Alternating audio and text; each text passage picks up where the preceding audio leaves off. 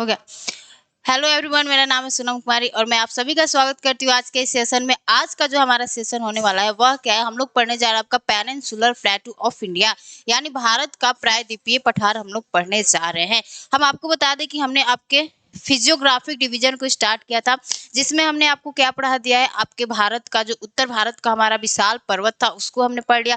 फिर हमारा उत्तर भारत का विशाल मैदान आता है। फिर उसके बाद जो हमारा थर्ड फिजियोग्राफिक डिवीजन आता है वह क्या आ जाता है, आपका भारत का प्रायद्वीपीय पठार। तो भारत का प्रायद्वीपीय पठार आपका एक ऐसा टॉपिक है जहां से आपके एग्जाम में क्वेश्चन बहुत सारे पूछे जाते हैं, भर भर के क्वेश्चन आते हैं। एक ऐसा भी हमारा साल नहीं होगा जहां पर आपके इस टॉपिक से क्वेश्चन नहीं पूछे गए होंगे। तो जो आपका भारत का प्रायद्वीपीय पठार है यह बहुत ज्यादा इंपॉर्टेंट हो जाता है। तो आज हम लोग इसे क्या करेंगे कवर करेंगे। और जो आपका भारत का प्रायद्वीपीय पठार है इसका हम लोग 2 क्लास लेंगे। एक क्लास में आज हम लोग कुछ कवर करेंगे, फिर सेकंड क्लास में, ठीक है। तो सबसे पहले तो हम लोग देख लेते हैं कि जो आपका पेनिनसुलर प्लेटू यानी पेनिनसुलर प्लेटू ऑफ इंडिया है, यानी भारत का प्रायद्वीपीय पठार है, उसका विस्तार कहाँ पे है। तो उसका विस्तार देखने के लिए आपको सबसे पहले भारत का एक मैप बनाने आना चाहिए। हम क्या कर रहे हैं, भारत का एक मैप यहाँ पे ड्रॉ कर रहे हैं और आपको दिखा रहे हैं कि जो हमारे भारत का प्रायद्वीपीय पठार है उसका विस्तार कहाँ पे है।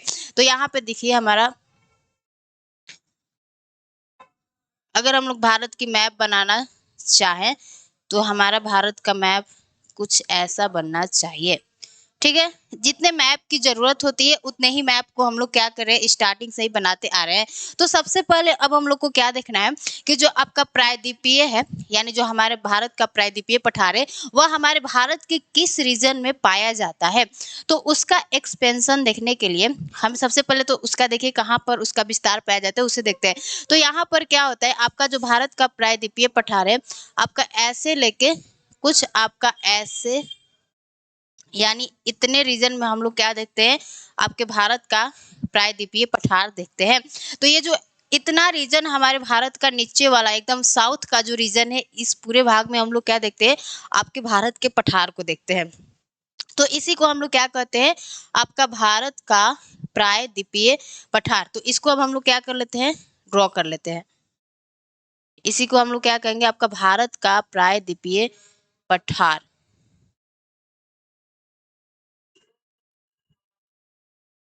इस पूरे रीजन को हमने क्या कहा, तो भारत का प्रायद्वीपीय पठार यानी peninsular प्लेटू of India.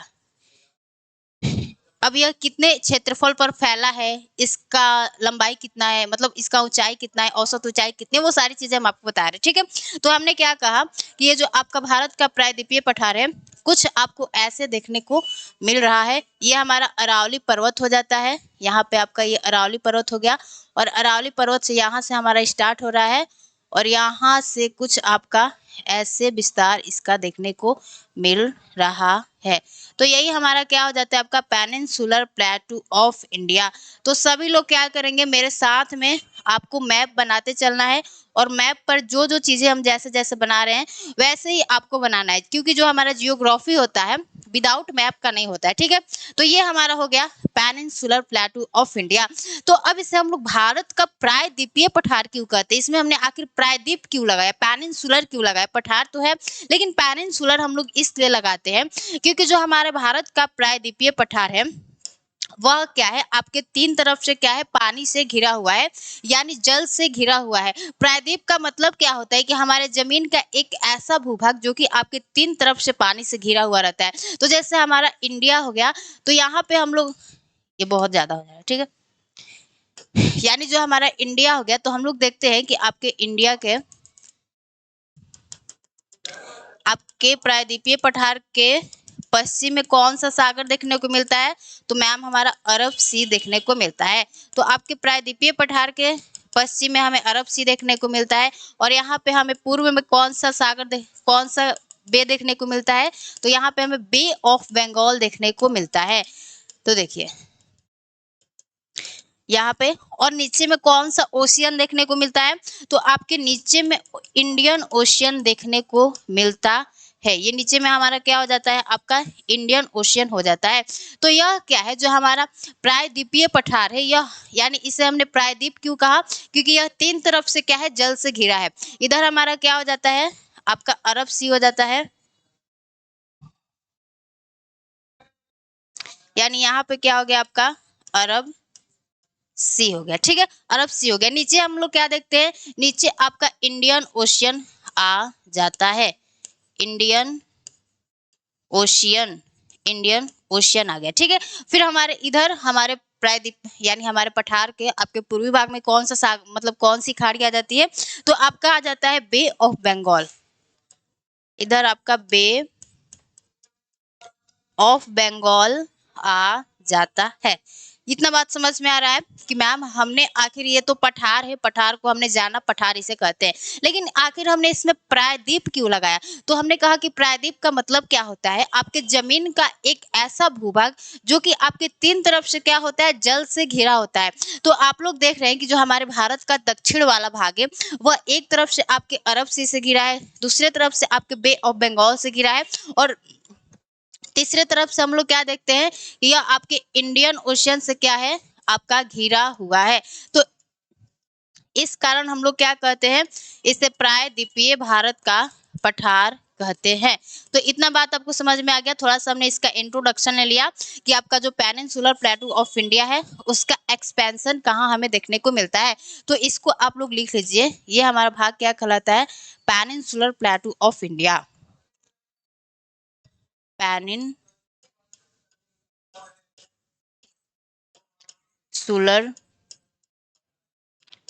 प्लेटू of India, of India. तो ये बात आपको समझ में आ गया, ये क्या हो गया, हमारे भारत का प्रायद्वीपीय पठार हो गया। तो अब हमने इसका तो क्या देख लिया, विस्तार देख लिया। अब इसके बारे में हम लोग क्या करते हैं, थोड़ा सा जो जो इसके बारे में महत्वपूर्ण बातें हैं, इसके थोड़ा सा महत्वपूर्ण बातों को लिख लेते हैं कि इसके क्या क्या की पॉइंट्स है। ठीक है, तो देखिए यहाँ पे लिख लीजिए, भारत का प्रायद्वीपीय पठार, भारत का प्रायद्वीपीय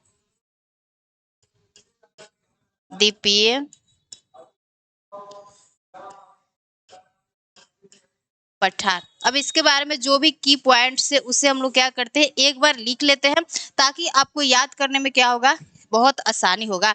तो सबसे पहले आपसे क्या कोई पूछेगा कि जो हमारे प्रायद्वीपीय भारत है उसका आकार कैसा है, यानी इसका हम लोग सबसे पहले क्या लिखते हैं, इसका आपका आकार कैसा है। तो अगर हम लोग इसके आकार की बात करें तो इसका आकार कैसा हो जाता है, आपका त्रिभुजाकार हो जाता है। यानी प्रायद्वीपीय भारत का आकार कैसा होता है, मेरे साथ बोलिए, त्रिभुजाकार होता है। यानी त्रिभुजाकार, त्रिभुजा त्रिभुजाकार होता है। त्रिभुजाकार को इंग्लिश में क्या लिखेंगे, try angular, try and blur. ठीक है, तो अगर अगर आपसे कोई इसका आकार पूछेगा, यानी ये हमारा प्रायद्वीपीय भारत हो गया, इसका आकार कैसा है, तो आप सभी को क्या बताना होगा, मैम इसका जो स्ट्रक्चर है यानी उसका जो आकार है वह कैसा है, आपका ट्राई एंगुलर है, यानी त्रिभुजाकार है। अब हम लोग देख लेते हैं कि आपके प्रायद्वीपीय भारत का निर्माण कब हुआ था, कब किस पीरियड में हुआ था। तो इसका जो निर्माण है आपका, यानी इसके अगर निर्माण की बात करें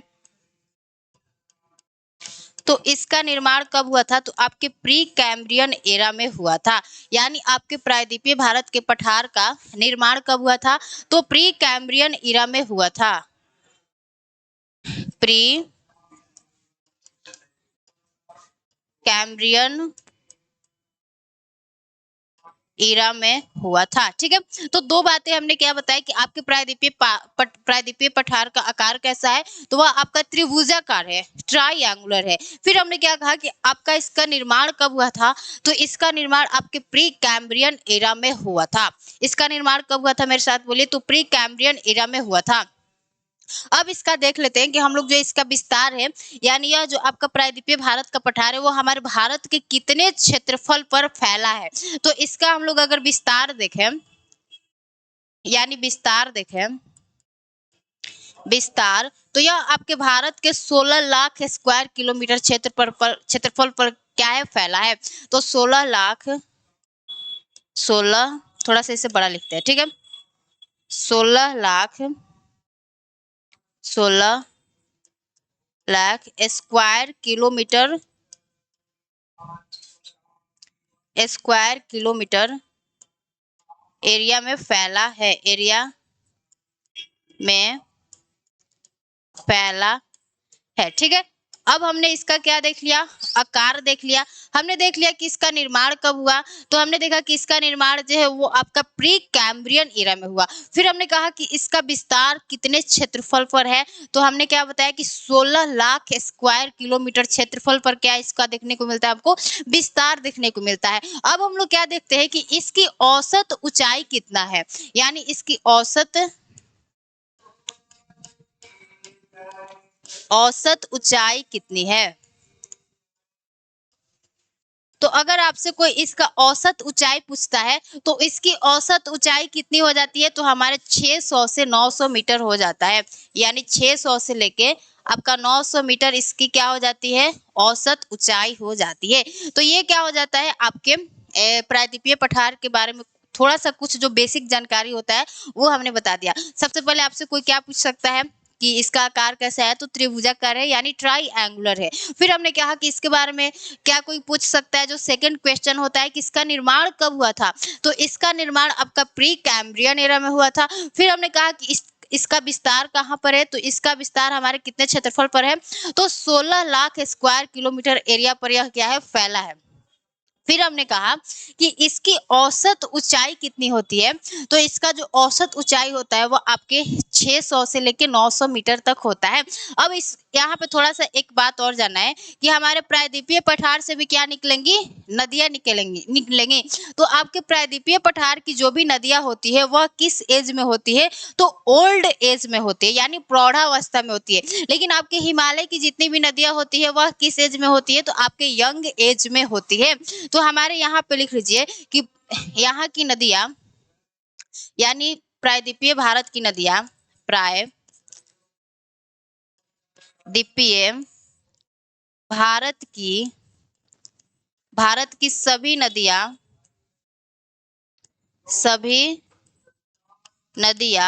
ओल्ड एज में हैं, ओल्ड एज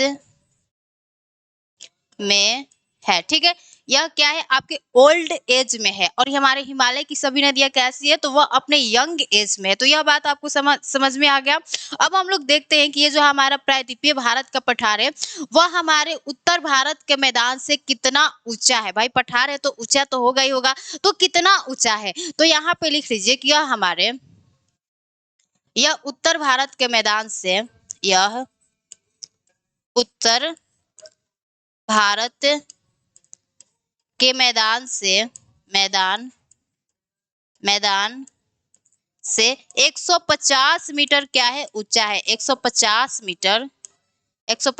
मीटर ऊंचा है। ठीक है, यह कितना है, तो आपका 150 मीटर ऊंचा है। जब हमने आपको फर्स्ट दिन में आपको फिजियोग्राफिक डिवीजन हम बताए थे, तो उसमें हमने बताया था थोड़ा सा, जो हमने बात कहा कि यह आपके प्लेन से, यानी नॉर्दर्न प्लेन ऑफ इंडिया जो हमने पढ़ा है उससे कितना मीटर ऊंचा है, तो 150 मीटर ऊंचा है। तो यहाँ पे देख लीजिए, यहाँ पे हमारा क्या आ जाता है, मान लीजिए हमारा ग्रेटर हिमालय हो गया। यहाँ पे आपका आ जाता है मिडिल हिमालय के नीचे हमने शिवालिक को देखा था। फिर हमने कहा था कि हमारे हिमालय के आगे क्या बन जाता है, आपका प्लेन बन जाता है। ये क्या हो गया था, हमारा नॉर्दर्न प्लेन ऑफ इंडिया हो गया था। फिर इसके आगे हमने क्या कहा कि जो आपका प्रायद्वीपीय भारत का पठार है वह हमारे उत्तर भारत के मैदान से कितना ऊंचा है, तो 150 मीटर ऊंचा है। तो यहाँ पे अब हम लोग क्या करते हैं, यहाँ पे ये जो आपका उठा हुआ भाग आ जाता है, यही क्या हो जाता है, आपके प्रायद्वीपीय भारत का पठार हो जाता है। तो ये जो प्रायद्वीपीय भारत का पठार है जो कि हमारे उत्तर भारत के मैदान से ऊंचा है, तो कितना ऊंचा है, तो 150 मीटर क्या है, यह आपका ऊंचा है। तो यहाँ पे लिख लीजिए यह 150 मीटर ऊंचा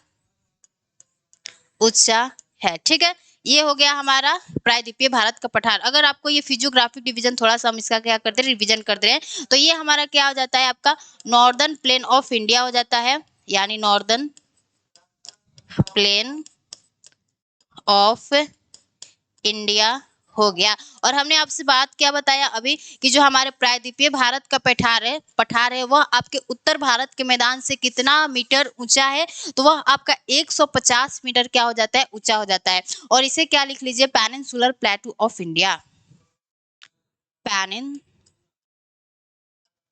पेनिनसुलर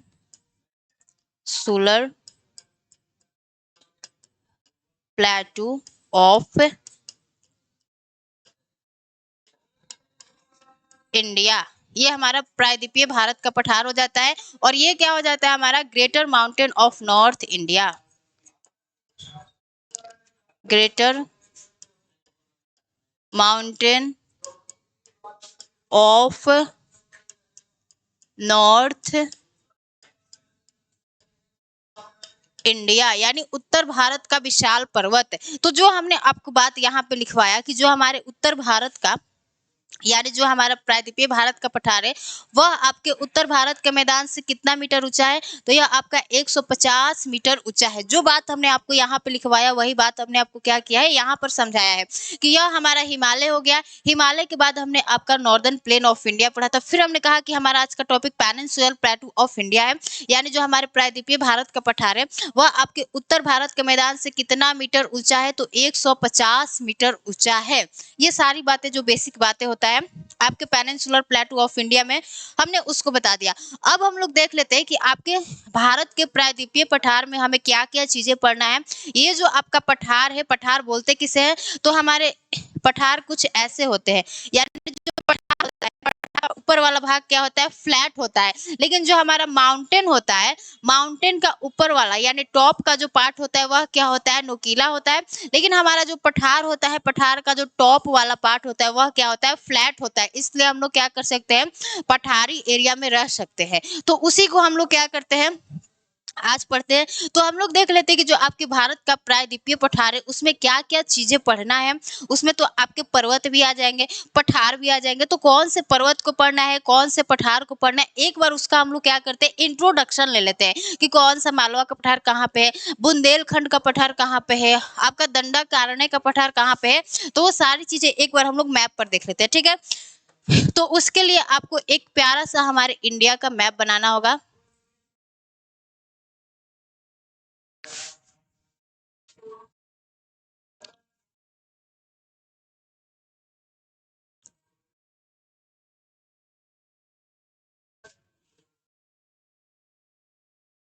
ये हो गया हमारे इंडिया का मैप। तो अब हम लोग क्या देख रहे हैं कि जो हमारे प्रायद्वीपीय पठार है उसमें हमारा कौन सा पठार कहाँ पर स्थित है। तो यहाँ से हमारा एक जाता है, आपके भारत के बीचों बीच से क्या जाता है, कर्क रेखा जाता है। भारत के बीचों बीच से क्या जाता है, तो हमारा कर्क रेखा जाता है। तो इसे यहाँ से गुजार लीजिए। ये हो गया हमारा कर्क रेखा, ठीक है। अब हमने क्या कहा कि आपके प्रायद्वीपीय भारत के पठार में क्या क्या चीजें हम लोग पढ़ेंगे। तो सबसे पहले जो हम लोग पहला पर्वत पढ़ेंगे वह क्या आ जाता है, आपका अरावली पर्वत आ जाता है। यानी यहाँ पे हम लोग क्या पढ़ेंगे, आपके अरावली पर्वत को पढ़ेंगे। तो भारत के प्रायद्वीपीय पठार में जो पहला हमारा पर्वत आ जाता है वह कौन सा हो जाता है, हमारा अरावली हो जाता है। तो इसे यहाँ पे लिख लीजिए, ये हमारी क्या हो जाती है, आपकी अरावली हिल्स हो जाती है। इसको लिख लीजिए, अरावली अरावली हिल्स, ठीक है। तो आपके भारत के प्रायद्वीपीय पठार में जो पहला पर्वत है वह क्या हो जाता है, हमारा अरावली पर्वत हो जाता है। फिर आपके अरावली पर्वत के बाद हमें कौन से पठार को पढ़ना है, तो यहाँ पे आपका आ जाता है मालवा का पठार, यानी मालवा प्लेटू। फिर मालवा के बाद आपका यहाँ पे आ जाता है बुंदेलखंड का पठार। बुंदेलखंड के पठार के बाद हमारा यहाँ पे आपका छोटा नागपुर का पठार, और छोटा नागपुर पठार का ही पूर्वी विस्तार जो कि आपके मेघालय में है उसे क्या कहते हैं, मेघालय का पठार या शिलोंग प्लेटू के नाम से जाना जाता है। तो ये हमारा ऊपर का कौन कौन सा पठार हो गया, उसका एक बार हम लोग क्या कर लेते हैं, नाम लिख लेते हैं। तो ये हमारा कौन सा हो गया, आपका मालवा प्लेटू हो गया। मालवा प्लेटू हो गया,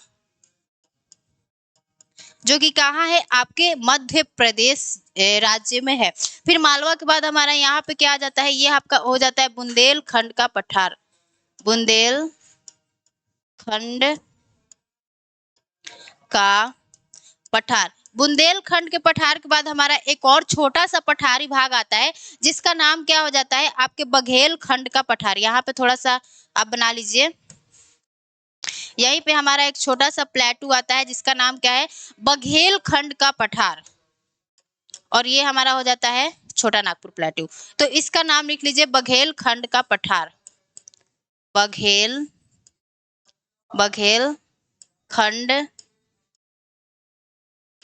का पठार। ये जो आपका बघेलखंड का पठार है यह हमारे मध्य प्रदेश तथा छत्तीसगढ़ के क्या है बॉर्डर पर स्थित है। तो ये क्या हो जाता है हमारे बघेलखंड का पठार। और यहाँ पे आपके दो पठार का नाम याद रखना है। एक तो पठार कौन सा है आपका, यहाँ पे ये हो जाता है हमारा छोटा नागपुर का पठार। ये हमारा कौन सा हो गया छोटा नागपुर का पठार। छोटा नागपुर प्लेटू। और छोटा नागपुर पठार का ही पूर्वी विस्तार हमारे मेघालय में देखने को मिलता है। उसे किस नाम से जाना जाता है तो मेघालय का पठार कहते हैं या शिलोंग प्लेटू कहते हैं। तो यहाँ पे आपका ये कौन सा प्लेटू हो जाता है तो उसका नाम लिख लीजिए। ये हो जाता है हमारा मेघालय प्लेटू या शिलोंग का पठार। मेघालय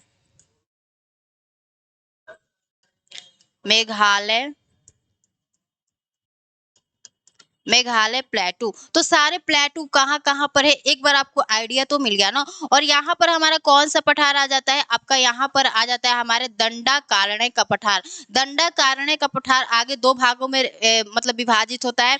एक हम लोग बस्तर का पठार पढ़ेंगे और एक कालाहंडी का पठार पढ़ेंगे। वो सारा हम लोग जब डिटेल में पढ़ेंगे तो कवर करेंगे, ठीक है।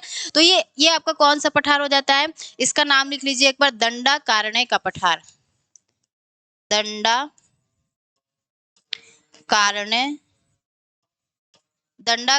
प्लेटू, ये हमारा दंडाकारण्य प्लेटू हो गया। फिर आपके दंडाकारण्य प्लेटू के बाद हमारा एक बहुत ही, इसमें अब हम लोग दो पर्वतों के नाम लिखेंगे। वो दो पर्वत आपके कौन कौन से हो जाते हैं तो यहाँ पर हमारा एक बहुत ही फेमस पर्वत आता है जिसका नाम क्या है विंध्य श्रेणी। विंध्य सभी ने सुना होगा। विंध्य के बाद हमारी कौन सी फेमस आपका रेंज आ जाता है उसका नाम है सतपुड़ा। यहाँ पे हमारी कौन सी आ जाती है रेंज सतपुड़ा। तो ये हमारी विंध्य और सतपुड़ा भी क्या है आपके प्रायद्वीपीय भारत के पठार का भाग है। तो इसका नाम लिख लीजिए। ये हमारी कौन सी हो जाती है आपकी विंध्य रेंज हो जाती है। Vindhya range. Vindhya range. Vindhya range के बाद हमारी कौन सी मतलब पहाड़ आ जाता है तो आपका सतपुड़ा रेंज आ जाता है। अगर सतपुड़ा को हम लोग लिखे तो यहाँ पर लिख लेते हैं, ठीक है।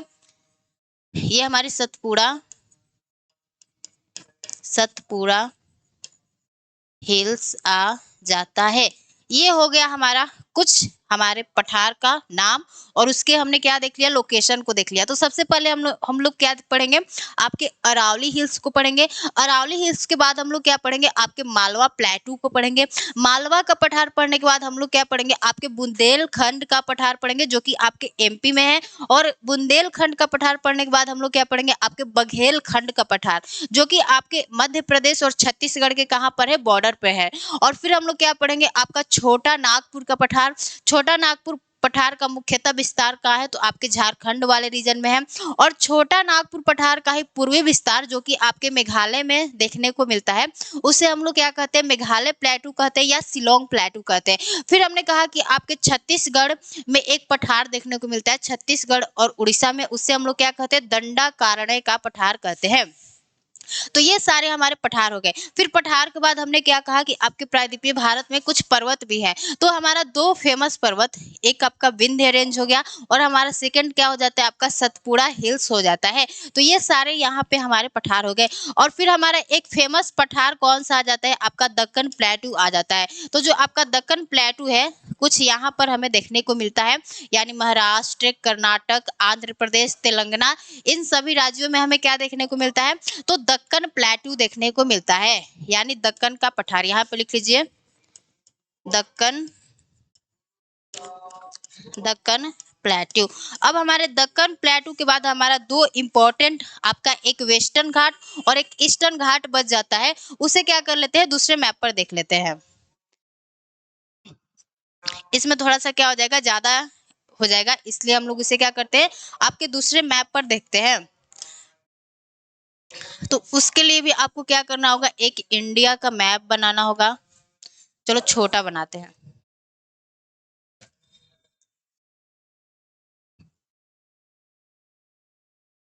अब हम लोग क्या करेंगे, आपके वेस्टर्न घाट और ईस्टर्न घाट को देखेंगे कि वो मतलब हमारे जो पर्वत है वह आपके कहाँ पर स्थित है। और वो बहुत ज्यादा इंपॉर्टेंट हो जाता है, जो आपका वेस्टर्न घाट है और जो आपका ईस्टर्न घाट है, वहां से क्वेश्चन बहुत सारे पूछे जाते हैं। ठीक है, तो जो आपका वेस्टर्न घाट है वह हमारे भारत के 6 राज्यों में फैला है। यानी यह आपके सूरत से यह स्टार्ट होता है, कुछ आपके सूरत से स्टार्ट होता है, और यहाँ पर हमें कहाँ तक इसका विस्तार देखने को मिलता है, तो कन्याकुमारी तक देखने को मिलता है। तो यह आपके भारत के कितने राज्यों में फैला है, तो भारत के 6 राज्यों में फैला है। आपसे एग्जाम में क्वेश्चन क्या पूछा गया है कि यह हमारे भारत के 5 राज्यों में फैला है। आपसे क्वेश्चन पूछा भी गया है और पूछा भी जा सकता है। तो यह हमारे भारत के कितने राज्यों में फैला है, तो बोलिए 6 राज्यों में फैला है। कौन कौन से स्टेट में फैला है, जब वेस्टर्न घाट को डिटेल में पढ़ेंगे तो वहां पर बताएंगे। फिर आपका यहाँ पे कौन सा हमारा रेंज आ जाता है, यहाँ पे आपको ईस्टर्न घाट देखने को मिलता है। ये हो गया हमारा ईस्टर्न घाट। तो दो पर्वत तो हमारे यहाँ पे हो गए, यहाँ पे इसको हम लोग नाम लिख लेते हैं, इसका नाम कि ये हमारा कौन सा हो जाता है, आपका वेस्टर्न घाट हो गया, यानी वेस्टर्न घाट हो गया, जो कि हमारे प्रायद्वीपीय पठार का ही भाग है। और इधर आपका कौन सा आ जाता है, आपका ईस्टर्न घाट आ जाता है, eastern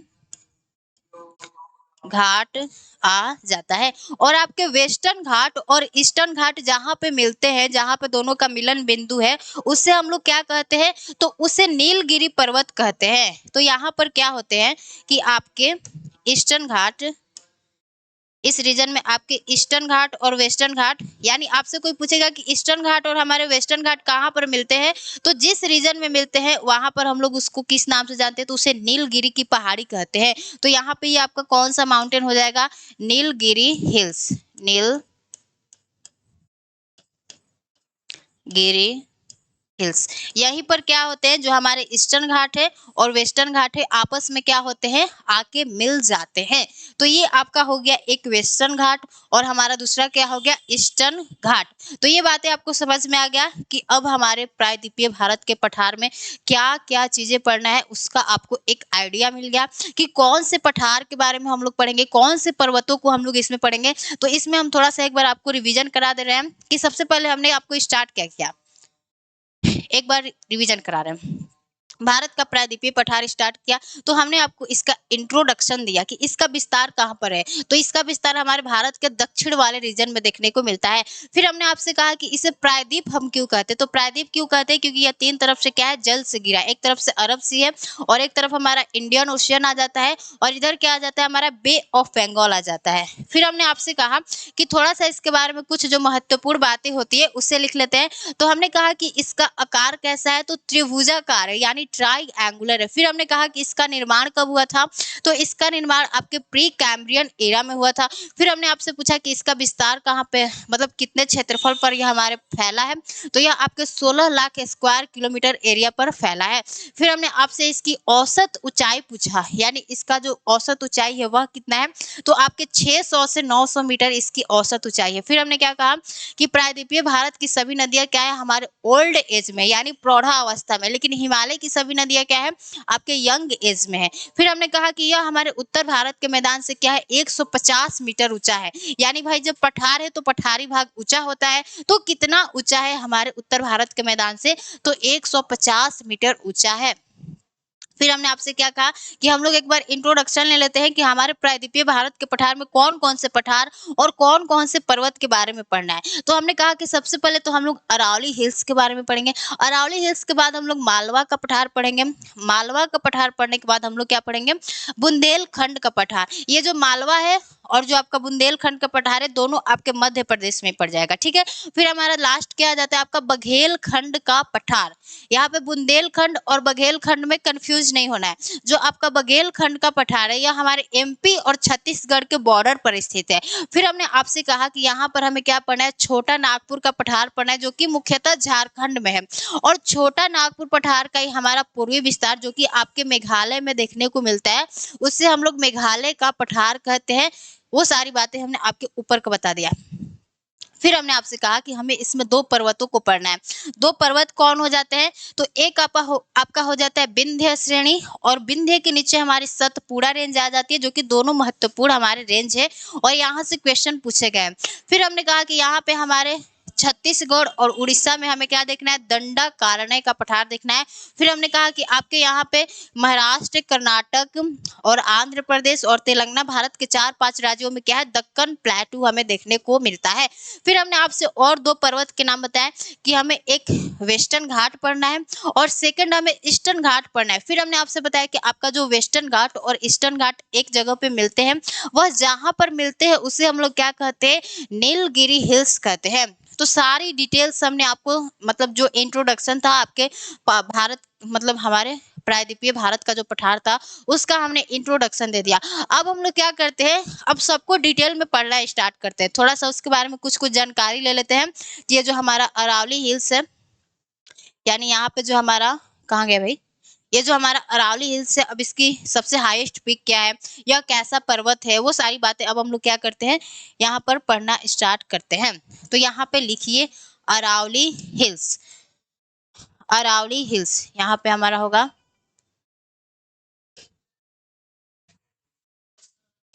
Aravalli hills. Aravalli Aravalli hills. तो अब हम लोग क्या करते हैं, आपके अरावली हिल्स के बारे में जो भी महत्वपूर्ण बातें हैं उसे क्या कर लेते हैं, लिख लेते हैं।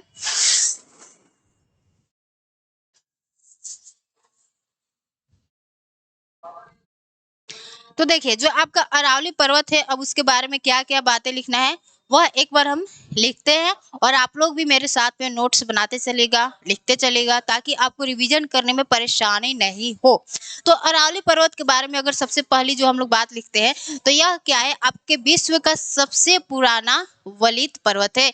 यानी यह विश्व के प्राचीनतम वलित पर्वतों में से एक था। यानी फोल्ड माउंटेन, फोल्ड माउंटेन कैसे बनता है वो सारी बातें बाद में पढ़ेंगे। लेकिन इतना जान लो कि जब दो प्लेटें आपस में टकराती है तो जो बीच के हमारे सेडिमेंट्स होते हैं वो क्या होते हैं, उनका फोल्डिंग स्टार्ट होता है, जिससे हमारा क्या बनता है, आपका फोल्ड माउंटेन बनता है। तो हमने क्या कहा कि जो आपका अरावली पर्वत है वह विश्व के प्राचीनतम वलित पर्वतों में से एक था। लेकिन अब यह क्या बन गया है, आपका अवशिष्ट पर्वत बन गया है। अवशिष्ट पर्वत का मतलब क्या होता है, रेसिडुअल माउंटेन। अवशिष्ट मतलब क्या हो रहा है कि यहाँ पर बहुत ज्यादा इलीगल माइनिंग हो रहा है, जिस जिस कारण क्या हो रहा है कि इस पर्वत की जो हाइट है बहुत कम हो गई है। तो उसी के बारे में अब थोड़ा सा हम लोग क्या करते हैं, लिखते हैं कि यह यह विश्व के प्राचीनतम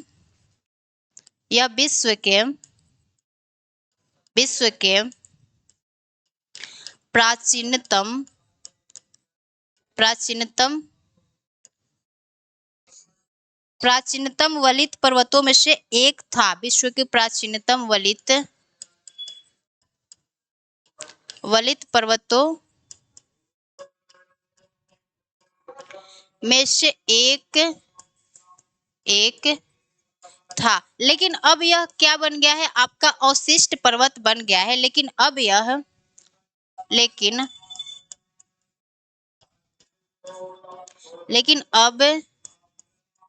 अवशिष्ट पर्वत बन गया है। अवशिष्ट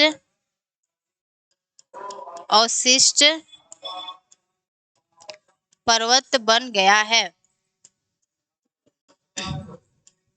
अब यह आपका क्या बन गया है, अवशिष्ट पर्वत यानी रेसिडुअल माउंटेन बन गया है। तो देख लेते हैं कि जब यह आपका प्राचीनतम वलित पर्वत था तो इसका विस्तार हमें कहां से कहां तक देखने को मिलता था। तो इसका पहले विस्तार यहाँ पे लिख लीजिए। पहले इसका विस्तार थोड़ा सा यहाँ पे अब लिख लेते हैं, ठीक है। पहले इसका विस्तार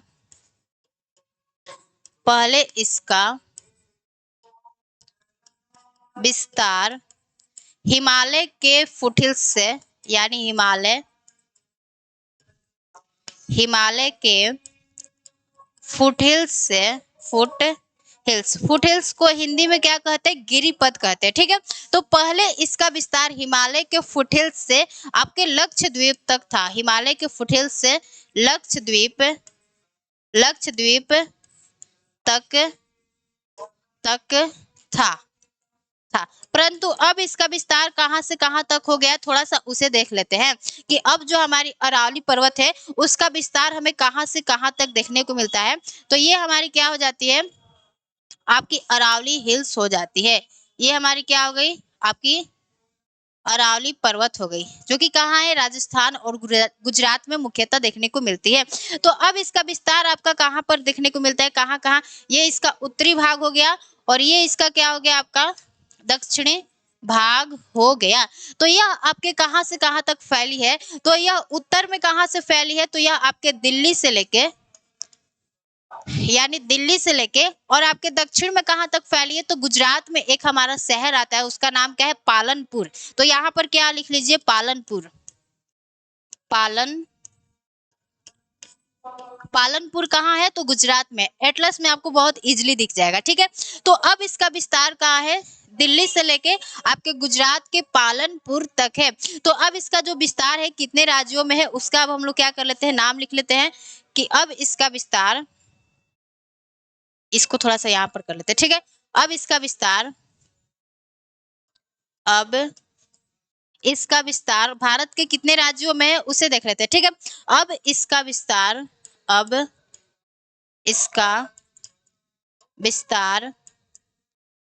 भारत के कितने राज्यों में है, तो पहला राज्य कौन सा हो जाता है हमारा, पहला राज्य हो जाता है हमारा राजस्थान हो जाता है, राजस्थान। और फिर क्या आता है हमारा, गुजरात आता है, गुजरात आ जाता है। थोड़ा सा हरियाणा में भी क्या होता है, इसका विस्तार हमें देखने को मिलता है। यहाँ पे क्या लिख लीजिए, हरियाणा तथा दिल्ली में देखने को मिलता है, दिल्ली में देखने को मिलता है, देखने को मिलता है। तो जो आपके दिल्ली में पहाड़ी है जिसका नाम क्या है, रायसीना की पहाड़ी, ये जो आपकी रायसीना की पहाड़ी है जिसका विस्तार कहाँ है, दिल्ली में है, तो वह आपके अरावली का ही क्या है, उत्तरी विस्तार है। और इससे कोई इसका दक्षिणी विस्तार पूछेगा तो इसका दक्षिणी विस्तार कहाँ पे है, तो आपके गुजरात के पालनपुर तक है। तो अब तो हमने इसका क्या कर लिया, इसके विस्तार को देख लिया। अब इसको जो हमने बात बताया कि यह विश्व के प्राचीनतम वलित पर्वतों में से एक था, लेकिन अब यह क्या बन गया है, आपका अवशिष्ट पर्वत बन गया है। क्यों, क्योंकि यहाँ पे बहुत ज्यादा इलीगल माइनिंग हुआ है, जिस कारण इसका जो हाइट है वह क्या हो गया, बहुत ज्यादा कम हो गया है। तो पहले इसका विस्तार हमारे हिमालय के फुटहिल से लेकर लक्षद्वीप तक था। यानी अगर हम इसको मैप पर बनाना चाहें, ये मान लीजिए हमारा क्या हो गया, आपका इंडिया हो गया, छोटे से मैप पर बना रहे हैं, ठीक है। और यहाँ पर हमारा क्या आ जाता है, आपका हिमालय मान लीजिए आ जाता है, ये हमारा क्या हो जाता है, हिमालय हो जाता है। तो हमने क्या कहा कि जो आपका अरावली पर्वत था, पहले इसका विस्तार कहाँ से कहाँ तक था, तो आपके हिमालय के फुटहिल से आपके लक्षद्वीप तक था। यानी ये हमारे हिमालय का फुटहिल्स हो गया और यहाँ पे आपको लक्षद्वीप देखने को मिलता है। पहले हमारा इतना लंबा क्या था, आपका अरावली पर्वत था। तो इसका नाम क्या है, मान लीजिए अरावली हिल्स। ये इसके पहले का विस्तार इसके जो पहले का विस्तार था उसको हमने बताया। तो अब हम लोग क्या करते हैं, अब थोड़ा सा जो हमारी अरावली पर्वत है उसके सबसे हाईएस्ट पीक को देख लेते हैं कि हमारे अरावली की सबसे हाईएस्ट पीक क्या है। तो यहाँ पे देख लीजिए,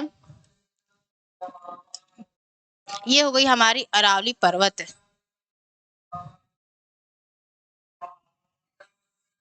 देखिए, तो इसकी जो सबसे हाईएस्ट पीक है वह क्या है, माउंट आबू है। अब आपसे पूछेगा कोई कि जो हमारा माउंट आबू है वह किस पर्वत पर स्थित है, तो माउंट आबू आपके गुरु शिखर पर्वत पर स्थित है। तो यहाँ पे लिख लीजिए इसकी हाईएस्ट पीक, इसकी हाईएस्ट पीक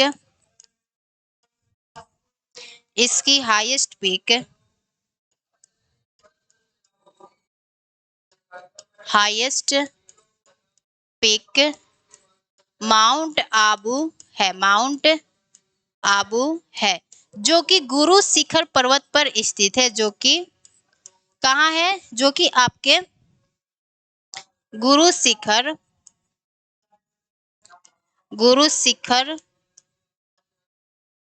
पर्वत पर स्थित है, पर्वत पर स्थित है। तो इसका सबसे कोई हाईएस्ट पीक पूछेगा तो वह क्या है, आपका माउंट आबू है। और जो माउंट आबू है, अगर इसका कोई लोकेशन पूछ देगा तो यह आपके राजस्थान तथा गुजरात के बॉर्डर पर स्थित है। और कोई पूछेगा नहीं, आपके एग्जाम में खुद पूछा गया है कि जो हमारा माउंट आबू है वह कहाँ पर लोकेटेड है, तो यह आपके गुजरात तथा राजस्थान के बॉर्डर पर स्थित है। इसका हम क्या कर दे रहे हैं, आपको यहाँ पर लिख दे रहे हैं कि यह गुजरात तथा राजस्थान के बॉर्डर पर स्थित है, बॉर्डर पर स्थित है, बॉर्डर पर स्थित है। यानी आपके एग्जाम में अगर ऑप्शन में राजस्थान देता है तो राजस्थान को टिक करना है, और अगर राजस्थान नहीं देता है, गुजरात देता है, तो गुजरात को भी क्या करना है, टिक कर देना है। ठीक है, तो ये क्या हो जाता है, इसकी हाईएस्ट पीक हो जाती है, जो कि क्या है, आपकी माउंट आबू है। अब हम लोग देख लेते हैं कि आपके अरावली पर्वत से कौन कौन सी नदियों का ओरिजिन होता है। यानी पर्वत है तो पर्वतों से नदियां तो भाई जरूर निकलेंगी। तो अब देखते हैं कि इनसे हमारी कौन कौन सी रिवर का ओरिजिन होता है। तो एक जो हमारी सबसे फेमस नदी जो हमारी निकलती है अरावली पर्वत से, उसका नाम क्या है, उसका नाम है लूनी रिवर। ये हमारी कौन सी रिवर हो जाती है, आपकी लूनी रिवर, लूनी रिवर। तो आपसे कोई पूछेगा कि जो हमारी लूनी रिवर होती है, बहुत आवाज आ रहा है, जो हमारी लूनी रिवर होती है वह क्या होती है, आपके अरावली के पश्चिमी भाग से क्या होती है, अरावली के आपके पश्चिमी भाग से निकलती है। तो आपसे कोई पूछेगा कि हमारे अरावली के पश्चिमी भाग से कौन सी रिवर निकलती है, तो वह आपकी लूनी रिवर हो जाती है। अब आपके अरावली के पूर्वी भाग से भी कोई ना कोई रिवर ओरिजिनेट होती होगी। तो आपके अरावली के पूर्वी भाग से जो नदी निकलती है उस नदी का क्या नाम है, उसका नाम है बनास रिवर। तो यहाँ पे इसको लिख लीजिए, बनास रिवर, यानी बनास बनास बनास रिवर, जो कि क्या है, हमारे चंबल नदी की सहायक नदी है। यहाँ से क्या जाती है, मान लीजिए हमारी यहाँ से कौन सी रिवर जा रही है, आपकी चंबल जा रही है, तो चंबल में यह जाके क्या हो जाती है, मिल जाती है। तो ये हमारी कौन सी रिवर हो जाती है, चंबल। तो यह आपके चंबल में जाके मिल जाती है। और जो हमारी लूनी रिवर है, यह क्या होती है, आपके कच्छ के रण में क्या हो जाती है, विलुप्त हो जाती है। यानी यह आपके अरावली पर्वत से निकलती तो है, और फिर यहाँ पे लिख लीजिए, यह कच्छ के रण में विलुप्त हो जाती है, रण में विलुप्त हो जाती है, विलुप्त हो जाती है। ठीक है, तो यह क्या होती है, आपके कच्छ के रण में क्या हो जाती है, विलुप्त हो जाती है। थोड़ा सा सेल चेंज कर लेते हैं, 1 मिनट।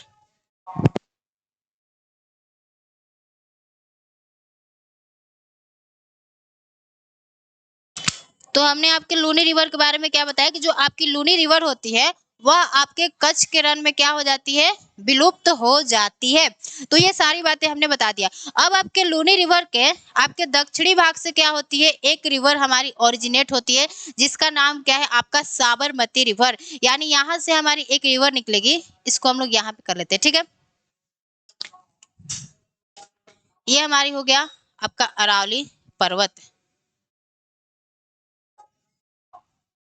ये अरावली पर्वत हो गया। तो हमने क्या कहा कि आपके अरावली पर्वत के दक्षिणी भाग से भी क्या होती है, एक रिवर ओरिजिन, उसका मतलब रिवर ओरिजिनेट करती है, उसका नाम क्या है, आपका साबरमती रिवर। इसका नाम क्या है, आपका साबरमती रिवर, साबरमती रिवर। ये जो आपकी साबरमती रिवर होती है, इसका मुहाना आपको कहाँ पर देखने को मिलता है, यानी इसका माउथ कहाँ पर है, तो यह आपके खंभात के खाड़ी में अपना जल गिराती है। यानी इसका अगर माउथ कोई पूछेगा, माउथ कहाँ पर है, तो खंभात की खाड़ी, खंभात की खाड़ी में क्या करती है, अपना जल गिराती है। यह हो जाती है हमारी साबरमती रिवर। तो कौन कौन सी नदी हमारे अरावली पर्वत से निकलती है उनके बारे में हमने आपको बता दिया, और उनका मुहाना कहाँ कहाँ पर है उसको भी हमने बता दिया। तो इस तरह क्या होता है कि जो हमारा अरावली पर्वत था वह आपका कंप्लीट होता है। अब अरावली पर्वत के बाद हम लोग कहाँ चलते हैं, आपके मालवा के पठार पर चलते हैं कि मालवा का पठार, उसका विस्तार कहाँ पर देखने को मिलता है, उसकी थोड़ा सा कुछ विशेषता को देखते हैं। तो देखिए यहाँ पे लिख लीजिए मालवा प्लेटू। जो हमारा सेकंड प्लेटू है वह क्या है, मालवा का पठार। मालवा प्लेटू। अब मालवा प्लेटू के बारे में हम लोग क्या करते हैं, थोड़ा सा देख लेते हैं एक बार। अगर हम मैप पर आपको बताना चाहें कि जो हमारा मालवा का पठार है वह कहाँ पर है, तो ये हमारा इंडिया का प्यारा सा मैप हो गया। तो अगर अगर अगर अगर हम आपको मालवा का पठार मैप पर बताना चाहें तो यहाँ पर आ जाता है आपका मालवा का पठार। ये है हमारा मालवा प्लेटू। यहाँ पे इसको लिख लेते हैं मालवा प्लेटू। मालवा प्लेटू, ये जो आपका मालवा प्लेटू है यह मुख्यतः कहाँ है, तो आपके मध्य प्रदेश वाले भाग में देखने को मिलता है। तो थोड़ा सा ऊपर हो गया है, कोई नहीं, आपको समझ में आना चाहिए, ठीक है। तो यह आपका कहाँ पर है, इसको अब हम लोग क्या कर लेते हैं, लिख लेते हैं। तो यह कहाँ है आपके, यह मुख्यतः इसका विस्तार मध्य प्रदेश में है। अब ये जो आपके मालवा का प्लेटू है यह क्या है, आपके दक्कन का पठार का ही क्या है, विस्तार है। यानी यहाँ पे हमने आपको क्या बताया था कि यहाँ पे हम लोग क्या पढ़ रहे हैं, आपका दक्कन का पठार है। तो ये जो हमारे ऊपर आपको मालवा का पठार दिख रहा है यह क्या है, आपके दक्कन का पठार का ही क्या है, विस्तार है। तो यहाँ पे लिख लीजिए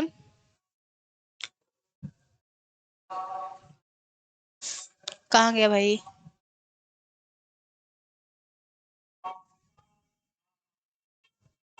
देखो जो हमारा मालवा का पठार है, अब इसके बारे में क्या लिखना है कि यह दक्कन के पठार का ही विस्तार है। यह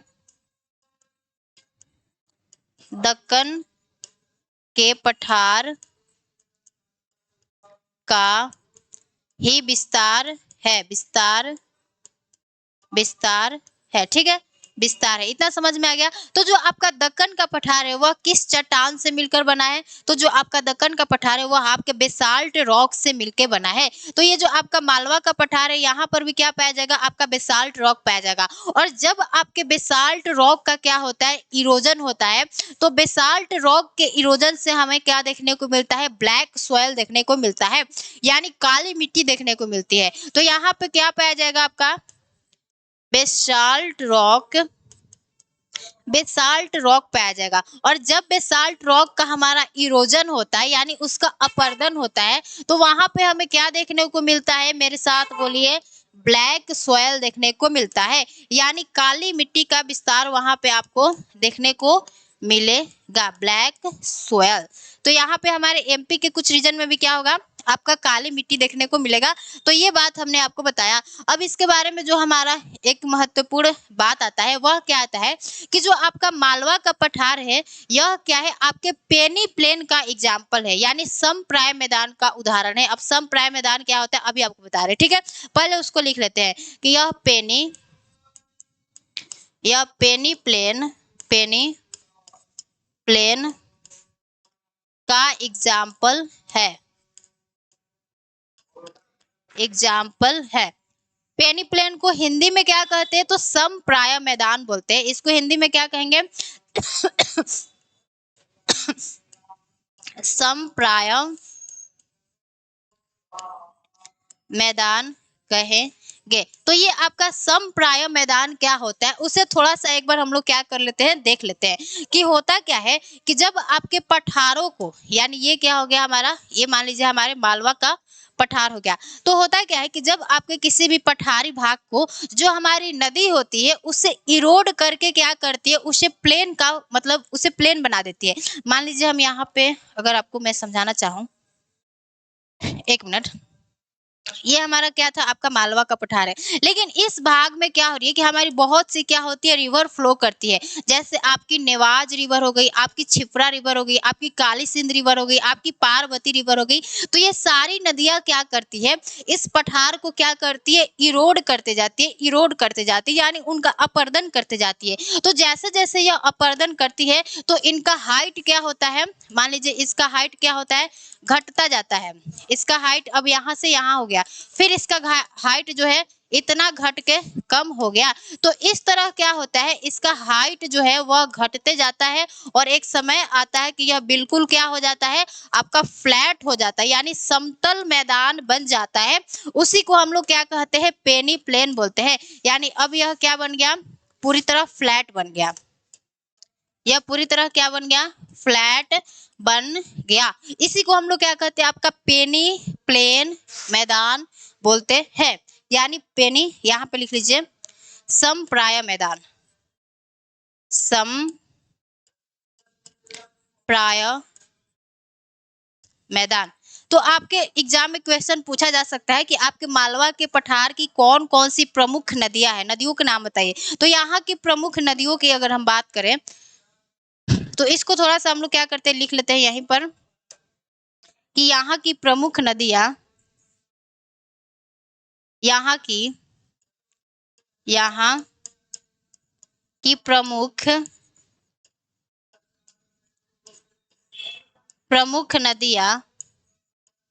नदियां आपकी कौन कौन सी हो जाती है। तो आपकी सबसे पहली रिवर हो जाती है नेवाज रिवर हो जाती है। मैप पर आप लोग एक बार देखिएगा, ओह, नेवाज रिवर हो जाती है हमारी, नेवाज। नेवाज के बाद हमारी छिपरा रिवर आ जाती है। छिपरा के बाद हमारी आ जाती है काली सिंध रिवर आ जाती है, काली सिंध रिवर। काली सिंध रिवर के बाद हमारी कौन सी रिवर आ जाती है, तो आपकी पार्वती रिवर आ जाती है, पार्वती रिवर आ जाती है। तो इतनी सारी नदियां क्या होती है, हमारे मालवा के पठार में क्या होती है, प्रवाहित होती है। तो पहली कौन सी हो गई, हमारी नेवाज हो गई, फिर छिपरा रिवर हो गई, फिर हमारी काली सिंध हो गई। काली सिंध के बाद हमारी पार्वती रिवर आ जाती है। तो ये सारी नदियों द्वारा क्या किया गया है, आपके मालवा के पठार को क्या किया गया है, इरोड मतलब उसका इरोजन किया गया है। उसका क्या किया गया है भाई, तो इरोजन किया गया है। और जब इरोजन किया गया है तो वह क्या बन गया है, आपका एक मैदान बन गया है। उसी मैदान को हम लोग क्या कहते हैं, समप्राय मैदान कहते हैं। तो अब समप्राय मैदान क्या होता है आपको समझ में तो आ गया ना। अब हम लोग कहाँ चलते हैं, आपके जो हमारा अगला प्लेटू है वह क्या है, आपके बुंदेलखंड का पठार है। यहाँ पे लिख लीजिए बुंदेलखंड प्लेटू। तो अब इसका विस्तार कोई पूछेगा कि हमारे बुंदेलखंड का जो पठार है वह कहाँ कहाँ पाया जाता है, तो यह आपके एमपी तथा यूपी दोनों ही राज्यों के 7 जिलों में क्या है, फैला है। यानी एमपी के 7 जिला में और हमारे यूपी के 7 डिस्ट्रिक्ट में क्या है, यह आपके बुंदेलखंड का पठार देखने को मिलता है। और ये जो आपका बुंदेलखंड का पठार है यह आपके कठोर चट्टानों से मिलकर बना है। अब जब कठोर चट्टानों से मिलकर बना है तो यहाँ पर जो पानी की समस्या है वह प्राकृतिक रूप से पाई जाती है। तो अब जब पानी की समस्या यहाँ पर पाई जाती है तो सरकार ने कुछ ना कुछ तो प्रोजेक्ट चलाया होगा। उस प्रोजेक्ट का नाम क्या है अभी हम आपको बता रहे हैं, ठीक है। तो यहाँ पर सबसे पहले तो इसके बारे में लिख लीजिए कि यह यूपी तथा एमपी, यह यूपी तथा एमपी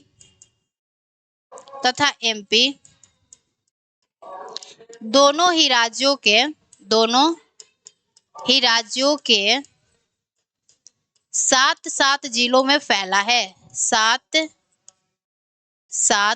अब 7 मत समझ लेना, 7 हम बोल रहे 7, ठीक है।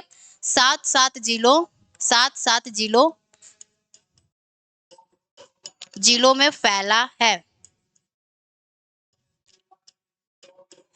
जिलों में फैला है। तो अगर आपसे कोई पूछेगा कि बताइए भाई बुंदेलखंड का एक्सपेंशन यानी विस्तार कहाँ पर देखने को मिलता है, तो यह आपके यूपी तथा एमपी दोनों ही राज्यों के 7 जिलों में फैला है। अब हमने आपके बारे में अगली बात जो बताया वह क्या है कि इसके बारे में हमने कहा कि यह जो आपका बुंदेलखंड का पठार है वह आपके कठोर चट्टानों से मिलकर बना है, और जब कठोर चट्टानों से मिलकर बना है तो यहाँ पर जो पानी की समस्या है वह आपकी प्राकृतिक रूप से पाई जाती है। तो यह कठोर चट्टानों से मिलकर बना है, यहाँ पे लिख लीजिए यह कठोर कठोर चट्टानों से मिलकर बना है, जिस कारण पानी की समस्या यहाँ पर प्राकृतिक रूप से मतलब पाया जाता है, जिस कारण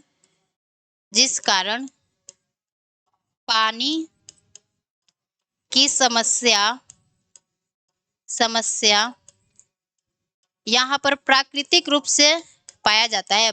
यहाँ पर प्राकृतिक रूप से पाया जाता है, से देखने को मिलता है। ठीक है, देखने को मिलता है। तो अब इसके पानी की समस्या को दूर करने के लिए हम लोग क्या करेंगे, अब सरकार क्या करेगी, इस रीजन में क्या करेगी, कुछ प्रोजेक्ट चलाएगी। तो जो प्रोजेक्ट चलाया गया है उस प्रोजेक्ट का नाम क्या है, आपका जो प्रोजेक्ट जो कि आपके पानी की समस्या को दूर करने के लिए यहाँ पे स्टार्ट किया गया है, उसका नाम क्या है, बेतवा केन, यहाँ पे लिख लीजिए बेतवा केन लिंक प्रोजेक्ट। अब ये क्या है भाई, अब थोड़ा सा इसको मैम बता दूं ना तभी तो समझ में आएगा। ये जो हमारा बेतवा और केन, ये जो हमारा लिंक प्रोजेक्ट है, यह क्या है कि आपके पानी की समस्या को दूर करने के लिए इस रीजन में आपके इस प्रोजेक्ट को इसकी शुरुआत कर दी गई है। तो आपका हुआ क्या है, मान लीजिए ये हमारा क्या हो जाता है, आपका ये क्या हो गया, ये हो गया हमारा बुंदेलखंड का पठार, जो कि क्या है आपके कठोर चट्टानों से मिलकर बना है और यहाँ पर पानी की समस्या पाई जाती है। तो कुछ रीजन में क्या होता है कि आपके बुंदेलखंड के आपके मतलब जो आपका बुंदेलखंड का पठार है, यहाँ पर हम लोग दो नदियों को देखते हैं। एक रिवर होती है हमारी बेतवा और एक जो हमारी रिवर होती है वह क्या होती है, केन रिवर होती है। तो हुआ क्या है कि आपके केन रिवर में क्या है, जो जो थोड़ा सा पानी है वह क्या है, ज्यादा है।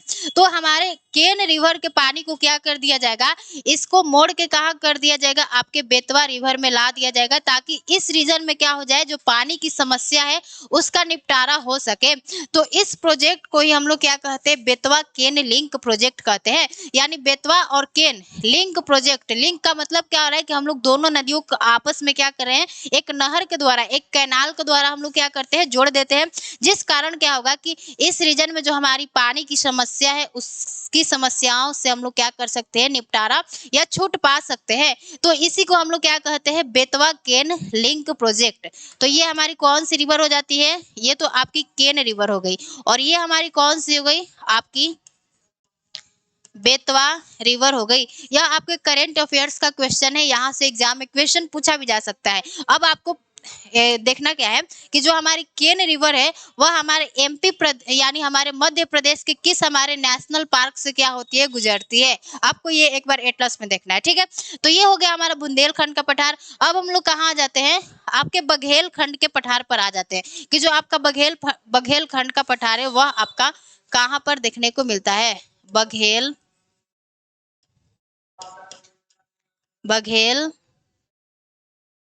प्लेटू।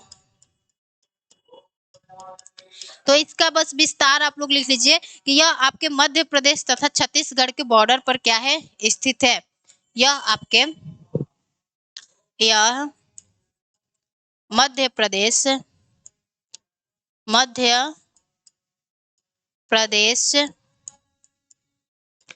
तथा आपके छत्तीसगढ़ के बॉर्डर पर स्थित है।